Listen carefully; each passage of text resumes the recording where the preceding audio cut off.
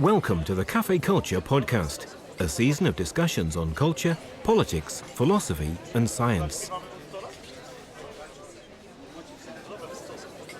At a talk recorded on the 21st of September 2015, Dan O'Connor and Neil Sheerin discussed donors, money and body parts.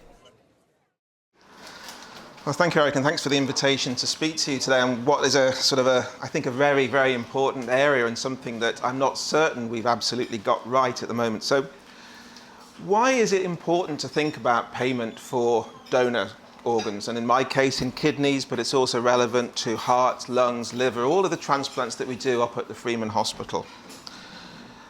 The reason it's important is if we take kidneys, at the moment there are about 6,000 people waiting for a kidney in the UK. We do about 2,000 kidney transplants per year in the UK, which means that on average everybody's waiting for about 3 years for a kidney. And people die waiting for a kidney, waiting for a heart, waiting for a lung or a liver. So to do our best for our patients that we look after day in and day out, we have to consider, is there anything that we could do to improve the supply of donor organs to get over this waiting list problem, to circumvent the deaths that are occurring in our patients waiting for an organ. And reward or payment or incentivization to donate is one of the things that I think we do need to consider. So why do we need to consider incentivizing donation? Well, here's some statistics. If you do a survey, about 90% of the UK population say that they would be willing for their organs to be used in the case of their death. But then only a third of us are actually registered on the organ donor register. If you ask family members for consent for the use of their loved one's organs after their deaths, 40% will say no. Will stop us from using those organs, and that can still override the would-be donors' wishes during life. So there is a problem here, and could we use incentivization to improve organ donor registration and to encourage people to consent to donation? If we're going to do that, we have to consider it in two quite distinct situations, and that's in the context of deceased donation and in the context of living donation. Now, 60% of the kidneys that we transplant in the UK come from deceased donors. And you can imagine it's 100% of hearts, 100% of lungs, and virtually all livers come from deceased donors. Could we incentivize or reward that? There's two ways we could do that. We could reward or incentivize the donor during their life. So we could say to people, if you register on the organ donor, here's 100 quid. Or you could incentivize donation after death. So you could say to the family of a would-be prospective donor in a very difficult time, consent to donation and we'll give you £1,000. Is that reward ethically acceptable? Certainly it's illegal in this country to do that at the moment, and it's worth just dwelling on the legal aspects for a moment. So what we do in terms of donation is regulated by the Human Tissue Act of 2004. And there are certain basic key premises which this Act builds on. And that is that donation should be altruistic. A donor organ should be a freely given gift with freely given informed consent as a real sort of foundation of the Act. And if we're using incentives to either the donor or the donor's family, we're actually going away from that act of altruism of a freely donated gift. We're actually starting to commercialize body parts. So that at the moment is illegal in the UK. So the concept of either incentivizing a donor during life to register or a donor's family after the death of the donor to donate is illegal. It's not illegal in every country. And there are two instances which are often quoted where that situation is different. So in Israel, if you're registered on an organ donor register and carry an organ donor card, if you then require a kidney in your life, you are prioritized. So the fact that you've shown willingness to donate gives you priority if you need an organ yourself. In Sweden, a country not very far from us, if you are a donor then your funeral expenses are covered up to the level of €5,000.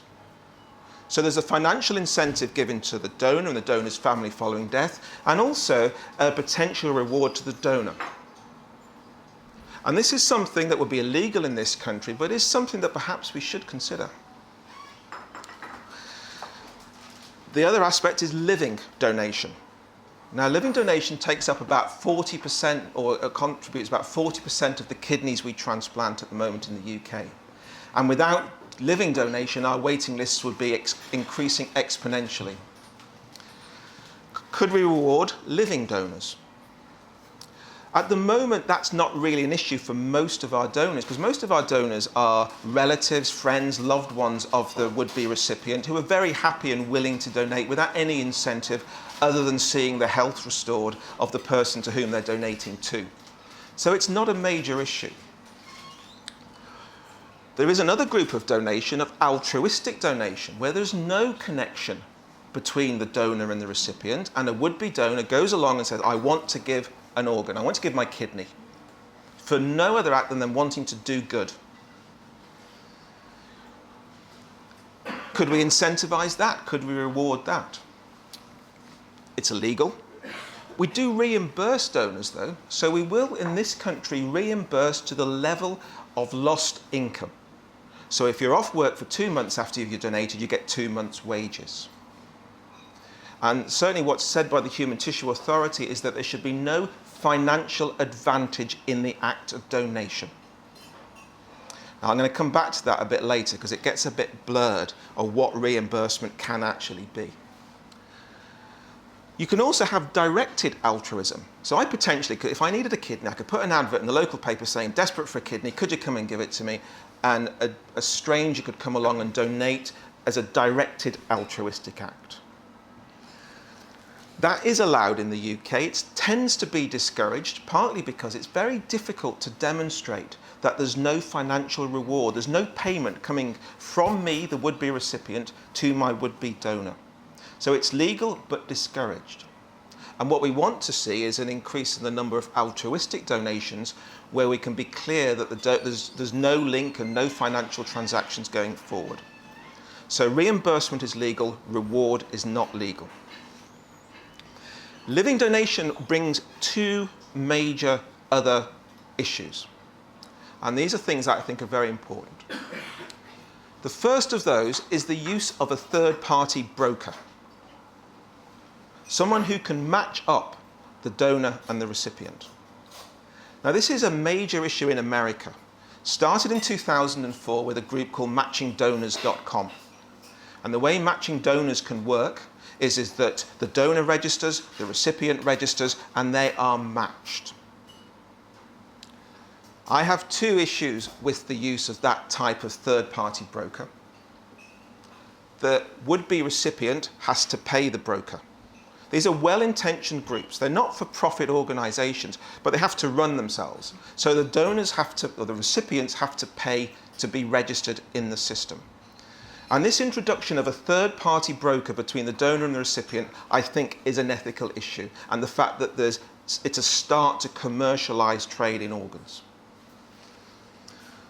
The second problem I have with organizations like MatchingDonors.com and the Flood Sisters, which is another organization, is that it's very, very difficult to police whether there is or isn't reward or payment to the donor. And within a year, in 2004, of MatchingDonors.com going live, there was a very high-profile case where there clearly was a payment by the would-be recipient to the indebted donor who had a large level of debt, and that debt was paid off. Now, in America, the law is very similar to the UK, that any reward for donation is illegal. But this is when reward and reimbursement starts to become blurred. Because in the UK, you can reimburse up to the level of financial loss. But what about reimbursement for pain, for other inconvenience, for having to sort of suffer the actual procedure itself? In the UK, you can't reimburse for that. But the justification given in the US in some of these cases is that reimbursement is beyond financial reimbursement, but is for the surgery and the whole gift of donation. Very grey. In the UK, it's not allowed. The Human Tissue Authority will not approve donation between an altruistic donor and a recipient that uses a third-party broker. And there was a very high-profile case in 2011 with a patient from St George's in London who found a donor through the Flood Sisters site, and a lot of discussion about whether this could go through, and in the end it didn't. Partly because of that inability to exclude reward. The second issue about live donation, and I think this is even more difficult, is the concept of transplant tourism. Now, transplant tourism is a real thing. We don't have that many in Newcastle, but I wasn't too long ago working in London, and it was a major issue. Several patients every year would go to another country to receive a transplant. And some of them were fairly open that there was a financial payment involved in that. Interestingly, the sale of organs is illegal in every country with the exception of Iran. And most of the patients are not going to Iran, they're going to India, Pakistan, China in some cases. So it's illegal in the country that these people are going to receive an organ. But clearly it's not policed. And it's an accepted trade going on there. And I think as a transplanting community, we have real problems with this. And I think we need to break it down to who's actually suffering as a consequence of transplant tourism. The most obvious person who gets a bad deal is the donor themselves. Donors are invariably taken from financially disadvantaged groups of the population. Pakistan has looked into this because they're obviously concerned about this, and the average income of a donor in Pakistan is less than $30 per month. 90% earn less than £20 a month. But 75% of donors had debt that exceeded $1,000. So a big mismatch between income and expenditure. Donors also have suboptimal healthcare in and around the time of the operations. They get operations they would not get in the UK. And then there's no medical follow-up. They're often returning back to their socially, economically disadvantaged lifestyle with very, very little healthcare support. So undoubtedly the donor comes off badly. Recipient rates of kidneys from transplant tourism last longer, more rejection, more infections. So it's not a great deal for the recipient either. And the most challenging area is around the brokers themselves. Now these can range from fairly well-meaning charitable trusts in some countries, which is I think the exception, to basically armed criminal gangs which use coercion and threats to get these disadvantaged, vulnerable people to donate. So what do we do then? If we agree that it's bad for the donor, it's criminalised, it's not great for the recipient, do we prohibit or do we regulate? Prohibiting is difficult. It's illegal already. And unilateral enforcement by one country of the law is not likely to make much of a difference. There's a possibility of regulating through professional bodies. Now, the GMC may have its faults, but there's far less regulation of the medical profession in other countries. And in some of these countries, the medical professions themselves are quite financially ill off. So there is an incentive to do these medical procedures. The final thing is do we actually penalise the recipient? If you look at the Medicare literature from the US, if a person goes from America over to a second country to receive their transplant, they are no longer eligible for Medicare support. So they could stop prescribing drugs. As far as I know, that's never been enforced, but it's there as a possibility. I don't think this is anything that we would want to reinforce or to enforce in this country, because you'd end up with a recipient who's had an operation with a good kidney, who's going to lose the kidney, is going to require another operation, and the whole procedure has happened for nothing. So I don't see that as a way forward. The bottom line is it's very difficult to ban transplant tourism. So should we regulate it? Should we take it away from the criminal sector and say, yep, we can do it. We can ensure that the donors are looked after properly. We can ensure that they're adequately compensated financially. If you imagine the debt that these people are in, to receive $10,000 would be life transforming. So what about the option of regulation? I think the problem for a lot of us is that that's probably one step too far. That really is commercializing or commodifying organs. So simply you can just go from an affluent first world country and just have a kidney from someone who happens to be badly off in a developing country. That's not a situation I think many of us would want to see. Although it might be better than the criminal nature of the trade that goes on at the moment. So I think 3 points I would like to sort of maybe get people to think about. First of all is, can we reward donors in the UK? Is there any acceptable way that we could do that? The second is around, should we use third-party brokers? What is the role for matchingdonors.com? If you look at their website, they will tell you how many thousands of transplants they have facilitated in the US alone. So they might be a force for good. The second thing is about what we do with transplant tourism. Do we prohibit or do we regulate? And if we prohibit, how do we do it? And I think these are very difficult questions, and I'm going to stop there, Erica. That's brilliant. Thank you very much.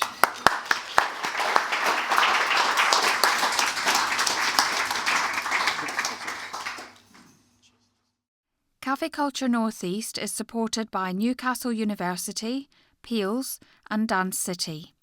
We're also supported by DC Cafe, who host the events.